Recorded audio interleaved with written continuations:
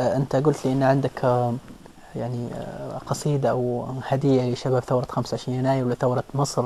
يعني كنتم لا تستطيعون الكلام ولا التعبير ولا شيء. سمعنا له أبيات. أنا في الأول قبل ما أهدي الثورة المصرية بحاجة، أنا يسعدني جدا إن أنا أهدي قناة المجد نفسها، لأن قناة المجد قد إيه لها تأثير على العالم كله، مش العالم العربي بس. الحمد لله. قناة يعني بتتعلق في أذهان الناس ومرتبطة في قلوب الناس كلها. الله يبارك. وأنا واحد منهم اللي يشرفني ويسعدني إن أنا أهدي لها إهداء بسيط كده، أو على الأقل إن أنا أتكلم بلسانها ولو لمدة دقيقة أو 2 أو 3 من خلال حاجة اسمها دعوة أوجهها للناس كلها، وأقول فيها دعوة بسيطة احنا بندعيها من جوانا لكل الناس، والإنسان اللي يلبيها هنشيله على العين والراس.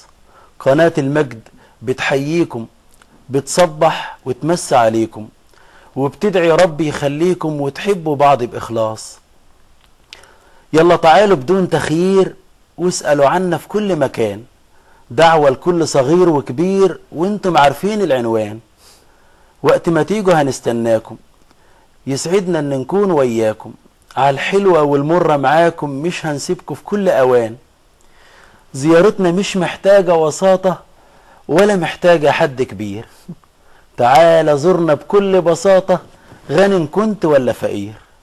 مش هننافق ولا هنجاملك، بالإخلاص كلنا هنعاملك، هنساعدك في اللي هيلزم لك من جوانا بكل ضمير. بابنا ليل ونهار مفتوح، واللي يجينا يا أهلا بيه. احنا معاه مطرح ما يروح، مش هنفرط أبدا فيه. يحكي مواهبه يقول أفكاره، ويطمنا على أخباره، واحنا معاه لآخر مشواره لحد ما يحقق أمانيه. على عنوان ابعت مراسيلك، قول لنا طلباتك ايه، على شاشات قناتنا يجيلك كل اللي انت بعت عليه. الله الله. افتح قلبك فيها وقول، لحد امتى هتبقى خجول، هنوصل لك للمسؤول كل اللي انت بتحلم بيه.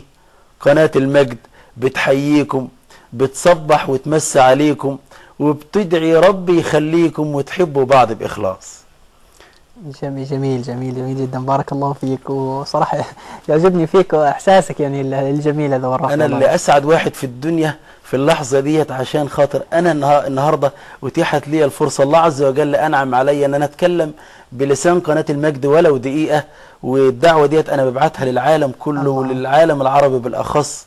وده يسعدني ويشرفني جدا جدا والله اكثر. بس الاجمل هو اعزائي المشاهدين ان اخينا الشاعر منصور يعني الفها وهو جاي في الطريق، يعني هالكلمات يعني وهالقصيده مخصوصه لقناه المجد. بارك الله فيك. وده اللي يسعدنا ويشرفنا، لان قناه المجد لها تاثير على العالم كله.